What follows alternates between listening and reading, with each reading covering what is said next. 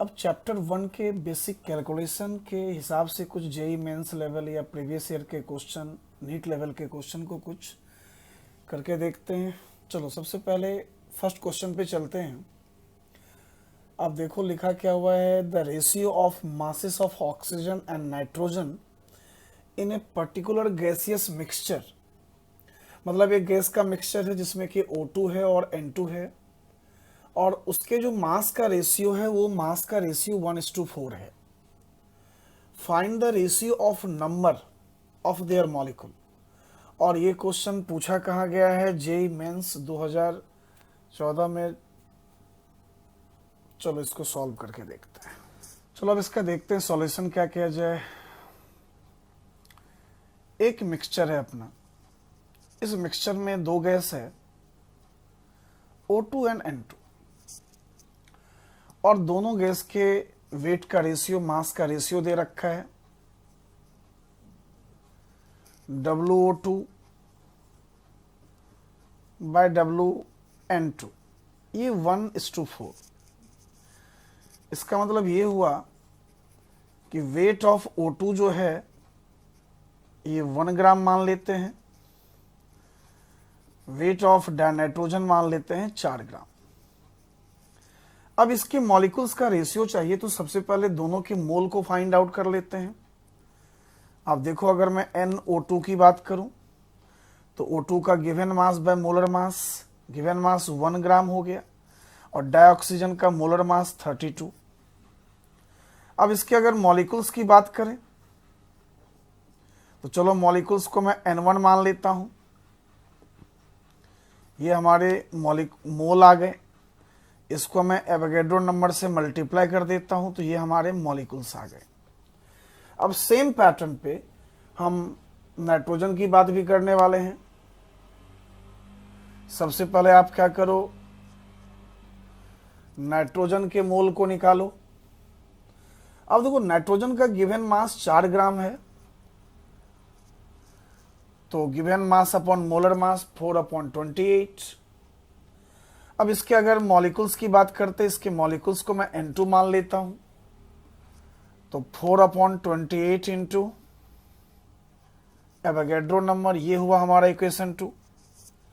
अब आपसे पूछा जा रहा है कि इसके और इसके मॉलिक्यूल का रेशियो बताओ, तो कुछ नहीं करना, इक्वेशन 1 अपॉन इक्वेशन 2 कर दो। इसका मतलब N1 अपॉन N2 की अगर बात करें,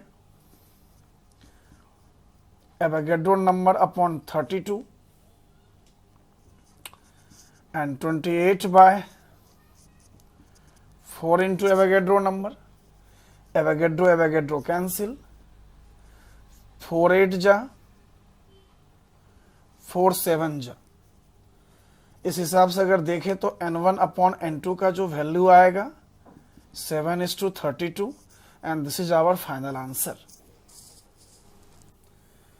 अब next question, question number second की बात करते हैं, जो कि जेईई मेंस 2015 में पूछा गया सवाल है। अब जरा एक बार इस क्वेश्चन को रीड करते हैं, आखिर क्वेश्चन में क्या इंफॉर्मेशन दे रखा है। कहता है कि molecular formula of a commercial resins used for the exchange ions in water softening is C8H7SO3Na, जिसका मोलर मास दे रखा है 206।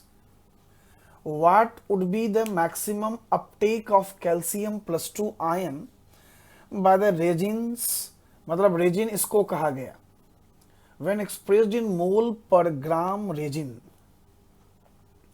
देखो अब ये जो न्यूमेरिकल है ना, ये एक तरीके से हार्डनेस ऑफ वाटर पे डिपेंड है। अब यहाँ रेजिन्स जो है, इस कंपाउंड को रेजिन्स कहा गया है। अब जब आप इनऑर्गेनिक में पढ़ोगे तो वाटर में हार्डनेस दो तरीके का है, टेम्पररी हार्डनेस, परमानेंट हार्डनेस। तो परमानेंट हार्डनेस को दूर करने में हम इस केमिकल सब्सटेंस का यूज करते हैं। तो अब देखते हैं कि इसके क्वेश्चन को हम कैसे सॉल्व करें। चलिए देखते हैं इसको।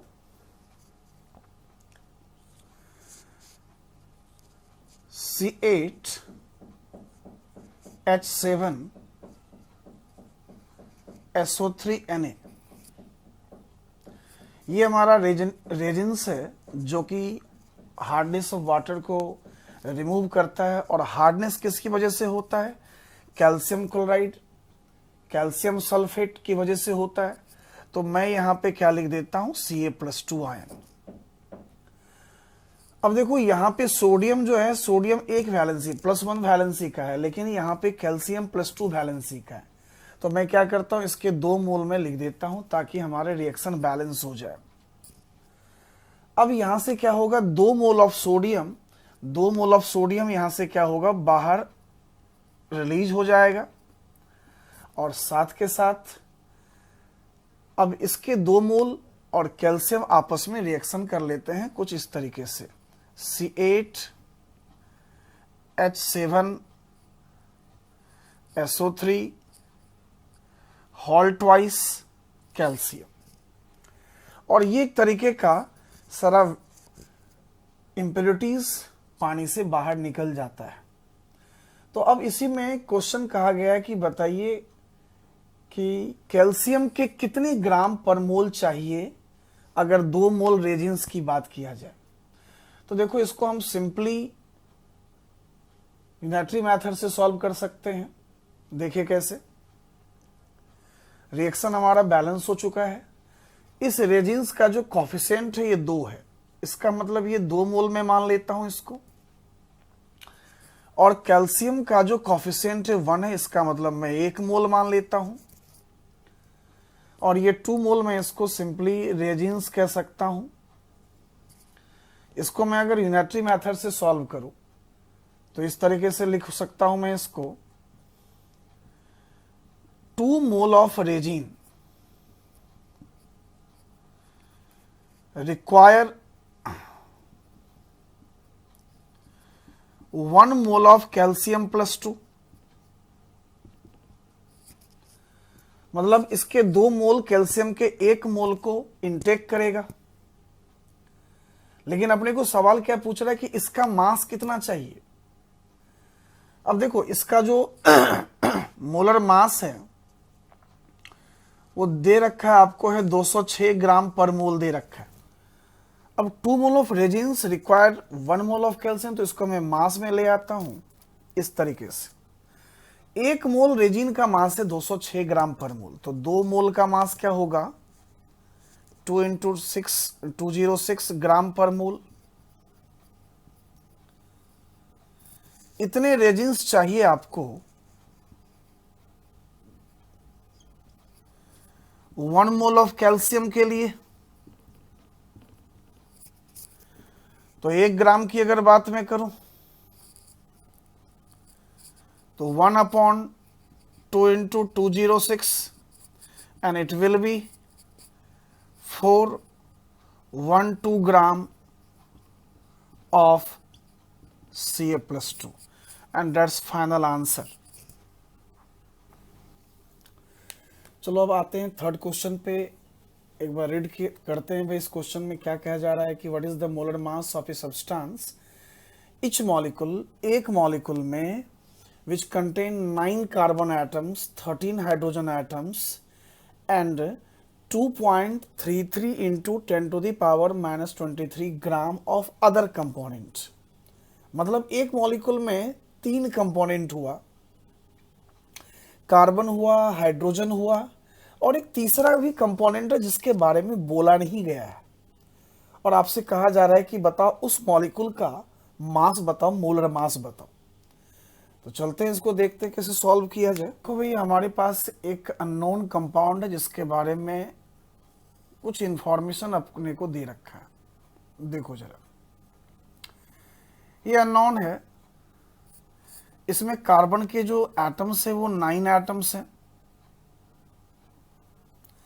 हाइड्रोजन के जो एटम है वो 13 एटम्स हैं, और कहता है एक अदर भी कंपोनेंट है जिसका वेट दे रखा है 2.33 × 10⁻⁻23 ग्राम दे रखा है। तो कहता है इस मॉलिक्यूल का मॉलिक्यूलर मास बताओ। तो चलो ऐसा करते हैं, सबसे पहले कार्बन के टोटल मास को देख लेते हैं। कार्बन के एटम 9 हैं और एक एटम का जो मास होता है वो 12 यू होता है। अब इसको अगर हम सॉल्व करते हैं तो ये सॉल्व हो करके 108 यू आ जाएगा। और अगर हाइड्रोजन की बात करते हैं तो हाइड्रोजन में कितने एटम्स है? 13 एटम है, और एक का मास 1 यू, तो 13 यू। अब लेकिन जो तीसरा कंपोनेंट है उसमें उसका वेट दे रखा है। अब देखो, अब ये वेट है और ये दोनों यू में है, तो सबसे पहले इस एटम के वेट को यू में कन्वर्ट करना पड़ेगा। तो मैं अदर एटम की बात करता हूं, मैं अदर एटम की बात करूं तो 2.33 इंटू 10⁻⁻23 ग्राम है ये। इसको मैं एक यू के वैल्यू को डिवाइड कर देता हूं 1.66 इंटू 10⁻⁻24 ग्राम। और ये कहां से आता है? 1 यू का वैल्यू है, मैं लिख देता हूं 1 यू। इसको अगर आप सॉल्व करते हो तो 14.04 यू के बराबर होगा। अब सारे एटम का मास अपने को पता चल गया, तो अगर इन टोटल एटम के मास को मैं ऐड कर दूं तो फाइनली अपने पास आंसर आ जाएगा। तो इस हिसाब से मॉलिक्यूलर मास की मैं अगर बात करता हूं, इस क्वेश्चन में मॉलिक्यूलर मास की बात करता हूं तो कार्बन के मास 108 यू हो गया, हाइड्रोजन की बात करता हूं तो 13 यू हो गया, और इसकी बात मैं करता हूं 14.04 यू की बात कर देता हूं। इन सबको मैं अगर सॉल्व करता हूं तो 135.04 यू के बराबर हो गया, और यही हमारा फाइनल आंसर है। चलो अब चलते हैं क्वेश्चन नंबर 4 पे। अब देखो क्वेश्चन नंबर 4 में क्या कह रहा है? पोटासियम 40, दिस इज पोटासियम 40, मतलब पोटासियम का एटॉमिक मास 40 यहाँ पे दिया गया। Is a naturally occurring radioactive isotope having natural abundance 0.012% of potassium isotopes. How many potassium 40 atoms do you ingest by drinking 1 cup of whole milk containing 370 mg of potassium। मतलब कहता है कि भाई एक कप मिल्क का है जिसमें कि 370 मिलीग्राम पोटासियम का है, तो आप बताओ कि उसमें पोटासियम के कितने एटम्स होंगे, जबकि नेचुरली 0.012% पाया जाता है। चलिए देखते हैं इस सवाल को कैसे किया जाए। चलो अब क्वेश्चन को देखते हैं, सॉल्व कैसे करते हैं इसको। हमारे पास मिल्क का सैंपल है 1 cup of milk, 1 cup of milk, और इस मिल्क में भी पोटासियम है जिसका मास दे रखा है 370 mg। तो पहले अपने को यह पता करना पड़ेगा कि 1 कप ऑफ मिल्क में जहां की 370 मिलीग्राम है किसका? पोटासियम का, उसमें के 40 का मास क्या होगा, पहले वो निकालते हैं। Mass of potassium 40 in that sample. तो इसको पहले हम इसको सिंपली कर सकते हैं, यूनिटरी मेथड से भी सॉल्व कर सकते हैं इस तरीके से। जरा देखिए,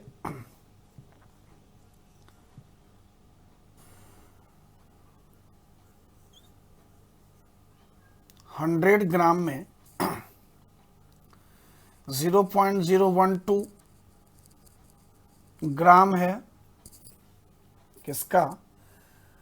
पोटासियम के 40 का। इसलिए 1 ग्राम में देखते हैं कितने, 0.012 बाय 100। लेकिन अपने को सैंपल में कितने वेट दे रखा है? 370 मिलीग्राम। अगर 370 मिलीग्राम की बात करता है तो 370 मिलीग्राम को हम पहले ग्राम में ले आते हैं, ये हमारा ग्राम हो गया। इसका मतलब 0.012 अपॉन 100 इंटू 370 इंटू 10⁻³ ग्राम। अब ये हमारे पास क्या आ चुका है, टोटल पोटासियम 40 का वेट आ चुका है। इसको अगर हम मिलीग्राम में फाइनली लेके आए तो 0.044 मिलीग्राम कर सकते हैं। अब इसी सैंपल में अपने को नंबर ऑफ एटम चाहिए, तो नंबर ऑफ एटम के लिए पहले मोल निकालना पड़ेगा। तो 0.0444 और पोटासियम का मास होता है 40। इस हिसाब से मैं अगर नंबर ऑफ एटम चाहता हूं इसमें, तो जितने ये मोल आ गए उसको एवोगैड्रो नंबर से मल्टीप्लाई करें, लेकिन इसके मिलीग्राम है तो ग्राम में पहले लाना पड़ेगा। 0.044 इंटू 10⁻³ ग्राम बाय 40 इंटू एवोगैड्रो नंबर। अब इसको सॉल्व कर लो, जो आंसर है वही हमारा फाइनल आंसर होगा। अब आते हैं क्वेश्चन नंबर 5 पे। जो क्वेश्चन एक मिक्सचर रिलेटेड सवाल है, और क्वेश्चन कह रहा है mixture of O2 and O3 whose volume is 600 ml, जिसका वॉल्यूम 600 ml है, एट एसटीपी कंडीशन। इस बार कंडीशन कहा गया एसटीपी है। If weight of mixture is 1 gram, उस मिक्सचर का वेट भी दे रखा है 1 ग्राम। तो find the value of volume of O2 and O3 in that mixture. उस मिक्सचर में आप ये बताओ कि O2 का वॉल्यूम क्या होगा और O3 का वॉल्यूम क्या होगा। तो चलो इसको देखते हैं, सॉल्व करते हैं। हमारे पास एक मिक्सचर है,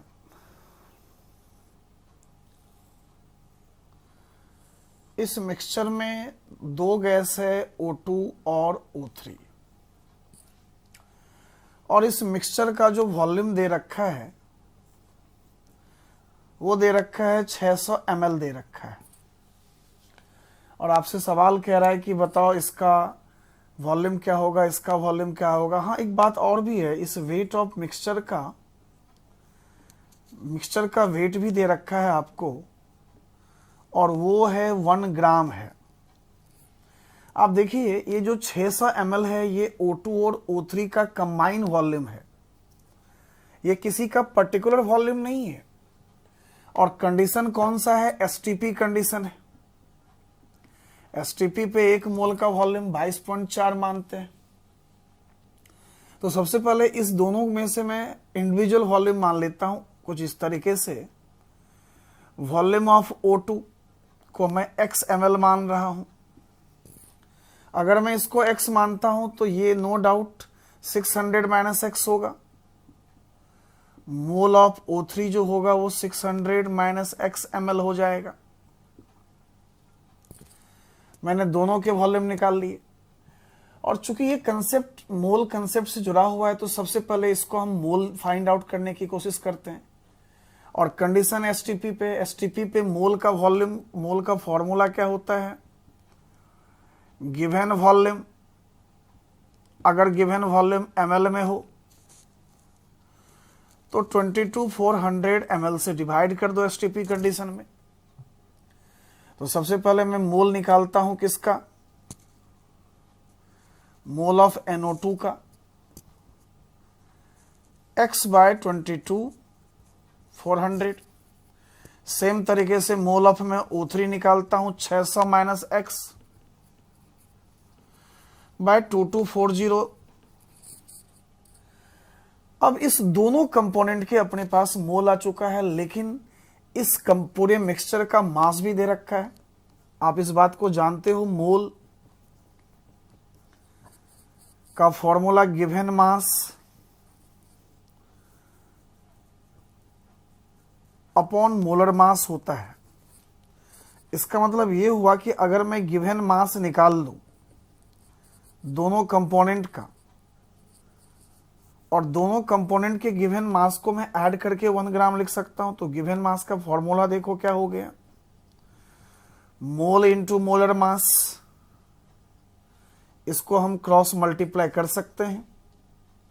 इस हिसाब से अगर देखा जाए तो O2 का मोल अपने पास आ गया x इंटू x बाय 2240। तो इस मोल में अगर O2 के मोलर मास 32 को मल्टीप्लाई कर देते इसका वेट आ जाएगा। तो वेट की अगर मैं बात करता हूं तो x अपॉन 22400, ये मोल हो गया O2 का, इसको मैं मोलर मास से मल्टीप्लाई कर देता हूं। और इसी में O3 का भी है, तो O3 का मोल अपना क्या है बताओ, 600 माइनस x अपॉन 22400, और O3 का मोलर मास क्या है 48। अब ये इसका वेट आ गया, ये वेट आ गया किसका, O2 का, और ये वेट किसका आ गया, O3 का। और मिक्सचर में यही दो कंपोनेंट है, तो दोनों को मैंने सम करके 1 ग्राम लिख देने हैं। अब इसके अगर सॉल्व करोगे तो x का वैल्यू क्या आ जाएगा, 400 ml, और ये 400 ml O2 का वॉल्यूम होगा। और इस हिसाब से मैं अगर 600 माइनस x करता हूँ तो वो आ जाएगा 200 ml, जो वॉल्यूम किसका होगा, O3 का वॉल्यूम होगा। और अगर इस दोनों को जोड़ दें तो फाइनली अपना वॉल्यूम तो 600 ही आ रहा है। तो यही हमारा फाइनल आंसर है।